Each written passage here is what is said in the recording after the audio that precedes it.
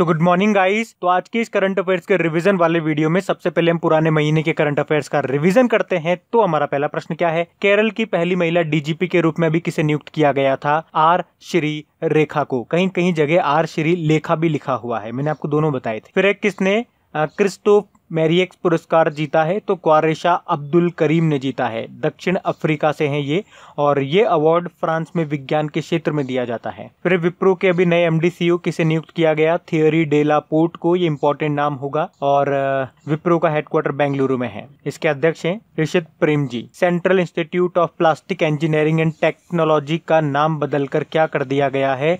तो इसका नाम कर दिया central institute of petrochemical engineering and technology, यानी कि प्लास्टिक की जगह पेट्रोकेमिकल अब हम लिख रहे हैं। अच्छा, हमारे केंद्रीय रसायन व उर्वरक मंत्री कौन है? देवी सदानंद गौड़ा। फिर फ्रांसीसी प्रौद्योगिकी यानी कि टेक्नोलॉजी प्रमुख के जेमिनी समूह के सीईओ कौन बन गए? ईमान इज्जत बन गए। फिर वर्ल्ड हंगर डे कब मनाया हमने? 28 मई को मनाया है। और अभी आपको याद होगा वर्ल्ड हंगर इंडेक्स 2019 जो आया था उसमें भारत 102 नंबर पे रहा था। फिर जेपी मॉर्गन साउथ एशिया और साउथ ईस्ट एशिया के नए अध्यक्ष कौन बने? लियो पुरी बने हैं। साथ में मुरली मैया को उपाध्यक्ष बनाया गया है। जेपी मॉर्गन ये अमेरिकन मल्टीनेशनल इन्वेस्टमेंट बैंक है। फिर अभी अजीत त्यागी का निधन हो गया। ये किस राज्य के पहले मुख्यमंत्री थे? छत्तीसगढ़ के। फिर ओलंपिक चैनल कमीशन का सदस्य किसे चुना गया है? तो आंसर होगा नरेंद्र बत्रा को। अच्छा, इंटरनेशनल ओलंपिक कमेटी का हेडक्वार्टर कहाँ पर है? लाउजेन स्विट्जरलैंड में है, और प्रेसिडेंट है थॉमस बक।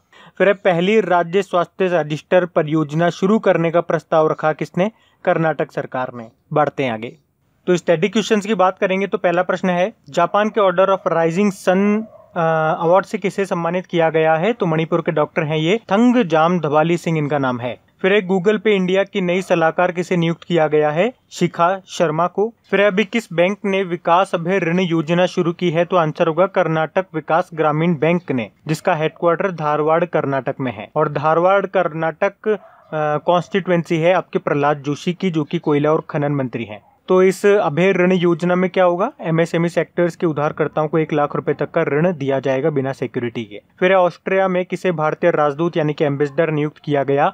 तो आंसर होगा जयदीप मजूमदार को। इसके अलावा अभी एक स्लोवेनिया में नम्रता एस कुमार को भारतीय राजदूत नियुक्त किया था, और कतर में दीपक मित्तल को किया था, जबकि बहरीन में किया था पीयूष श्रीवास्तव को। फिर 2020 के निक्केई एशिया पुरस्कार के लिए चुना गया किसको? प्रोफेसर टी प्रदीप को। आईआईटी मद्रास के प्रोफेसर हैं ये, और साइंस एंड टेक्नोलॉजी की कैटेगरी में इनको मिला ये पुरस्कार, क्योंकि इन्होंने एक ऐसी टेक्निक बनाई है जिससे 2 पैसे प्रति लीटर में एक स्वच्छ पीने योग्य पानी मिल सकता है। फिर लॉकडाउन में मनरेगा के तहत सबसे ज्यादा रोजगार देने वाला राज्य कौन सा बन गया है? तो उत्तर प्रदेश बन गया है। उत्तर प्रदेश की जो गवर्नर है अनुसुईया उइके, अभी इन पे भी प्रश्न बना था कि इनको अतिरिक्त प्रभार मिला है मध्य प्रदेश का, एडिशनल चार्जेस। फिर ओपन बजट सर्वेक्षण 2019 में बजट पारदर्शिता व जवाबदेही के मामले में भारत की रैंक क्या रही?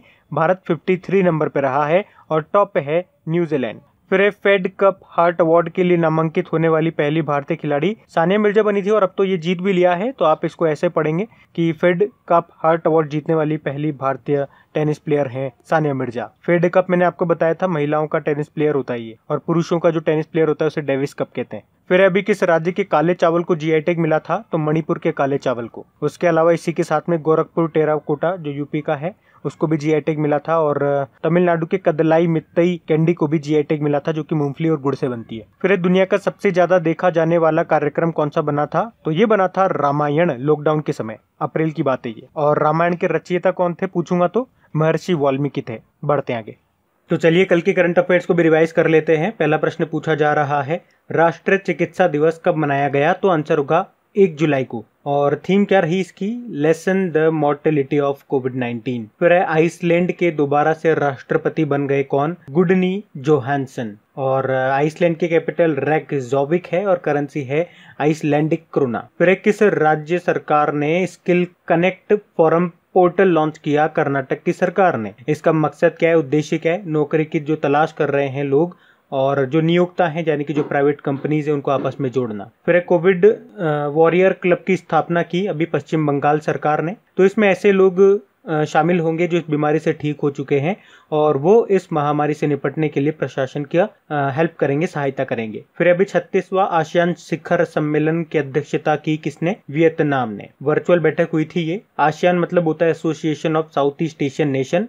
हेडक्वार्टर इसका जकार्ता इंडोनेशिया में है और इसमें टोटल मेंबर कंट्रीज हैं 10। अच्छा, कल मैंने जो करंट अफेयर्स वाले लेक्चर में बाई एनुअल बोला था, तो बाई एनुअल को मैंने हिंदी में गलत बोल दिया था, 2 साल में एक बार। तो बाई एनुअल मतलब होता है बाई एनुअल। एनुअल मतलब 1 साल में, बाई मतलब 2, 1 साल में 2 बार। मैंने 2 साल में एक बार उल्टा बोल दिया था, है ना, तो उसको करेक्ट कर लेना आप लोग। फिर किस बैंक ने किसानों के लिए ई किसान धन एप्लीकेशन लॉन्च किया? तो आंसर होगा HDFC बैंक ने। तो इसमें जो किसान है वो अपने मोबाइल पर कृषि और बैंकिंग से जुड़ी सेवाओं का लाभ ले सकेंगे। फिर ICC इंटरनेशनल क्रिकेट काउंसिल के चेयरमैन ने अभी इस्तीफा दे दिया। क्या नाम है उनका? शशांक मनोहर नाम है। और मैंने 2 अपॉइंटमेंट आपको और बताए थे। एक तो सॉलिसिटर जनरल जो हमारे तुषार मेहता है, उनका कार्यकाल अभी 3 साल के लिए बढ़ा दिया गया। और एक तो पहले ही हम देख चुके हैं अटॉर्नी जनरल का 1 साल का कार्यकाल बढ़ गया उनका। क्या नाम है अटॉर्नी जनरल का? के वेणुगोपाल। फिर भारत के किस हेल्प डेस्क ने कोग एक्स 2020 में 2 पुरस्कार जीते? माई GOV कोरोना हेल्प डेस्क। तो ये एक आर्टिफिशियल बेस्ड चैट बॉट है जिसमें भारतीय नागरिक कोविड-19 से संबंधित जो भी लेटेस्ट जानकारी है वो प्राप्त कर सकते हैं। और ये जो कॉग एक्स है ये दुनिया में आर्टिफिशियल इंटेलिजेंसी का सबसे बड़ा इवेंट है, लंदन में होता है ये हर साल। फिर स्विगी ने किस बैंक के साथ मिलकर के अपना पहला digital wallet Swiggy money launch किया? तो आंसर होगा ICICI बैंक ने। स्विगी जिसका कैपिटल बेंगलुरु है, CEO हैं श्री हर्ष मजेटी। ICICI बैंक के तो आप जानते ही हो MD CEO संदीप बख्शी हैं, मुंबई में हेडक्वार्टर है। टैगलाइन है हम है ना ख्याल आपका। फिर वर्ल्ड बैंक ने भारत के लिए एक परियोजना को मंजूरी दी है। क्या नाम है उसका? स्टार्स। तो बेसिकली ये एक प्रोग्राम है जिसके तहत 6 राज्यों में स्कूली शिक्षा की गुणवत्ता और शासन में सुधार किया जाएगा और इसी के लिए भी $500 मिलियन के ऋण को मंजूर किया है वर्ल्ड बैंक ने। वर्ल्ड बैंक से 2 पॉइंट याद रखो। एक तो इसकी चीफ एग्जीक्यूटिव अभी नई बनी है कार्मेन रेनहार्ट, अध्यक्ष इसके डेविड मालपास हैं। फिर सांस्कृतिक सद्भाव मंडप नाम का सामुदायिक केंद्र का निर्माण किया जा रहा है। कहाँ पे?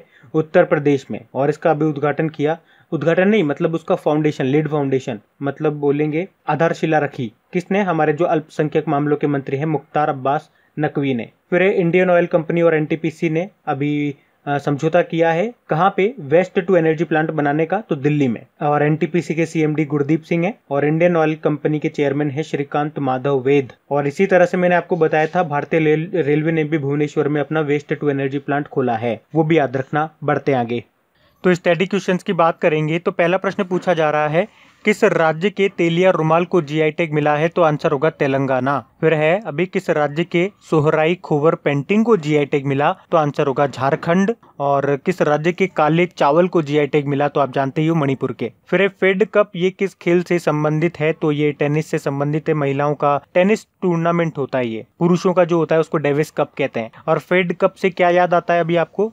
फेड कप हार्ट अवार्ड जीतने वाली पहली भारतीय बनी थी सानिया मिर्जा। ये शायद मैं आपको स्टार्टिंग में भी बता चुका हूँ। फिर फीफा का हेडक्वार्टर कहाँ पर है? ये है ज्यूरिख स्विट्जरलैंड में और इसके अध्यक्ष हैं गियानी इन्फिनिटो। और आपको याद होगा 2020 का जो फीफा अंडर-17 वुमेन्स वर्ल्ड कप है, ये तो वैसे तो नवंबर में इसी साल होना था लेकिन अभी इसको आगे किसका दिया गया कोविड के कारण, और अभी 2021 में होगा। फिर सेबेस्टियन वेटेल ये किस देश के हैं? तो ये जर्मनी से हैं। और ये कौन सी गाड़ी चलाते हैं? तो ये फेरारी की गाड़ी चलाते हैं। फिर गूगल का हेडक्वार्टर कहाँ पर है? ये कैलिफोर्निया US में है। इसके जो CEO हैं वो हैं सुंदर पिचई, जो कि अल्फाबेट के भी CEO हैं। अल्फाबेट गूगल की पेरेंट कंपनी है। अभी आपको याद होगा गूगल क्लाउड ने भारत में उसका उपाध्यक्ष वाइस प्रेसिडेंट बनाया है अनिल भंसाली को। और गूगल पे इंडिया के CEO बनी है शिखा शर्मा। फिर अहमदाबाद किस नदी के किनारे बसा हुआ है? तो साबरमती नदी के किनारे बसा हुआ है। अभी आपको याद भी होगा अहमदाबाद ने होम डिलीवरी को कैशलेस भी कर दिया था। फिर 15वें वित्त आयोग के अध्यक्ष कौन है? NK सिंह हैं। और एक नाम और याद रखो, कृष्णमूर्ति सुब्रमण्यम, ये चीफ एग्जीक्यूटिव एडवाइजर है। इन्हीं को अभी 15वें वित्त आयोग की सलाहकार परिषद में शामिल किया गया है। वाडा का हेडक्वार्टर आपके मॉन्ट्रियल कनाडा में है और इसके अध्यक्ष हैं वोटेल्डा बाका। बढ़ते आगे।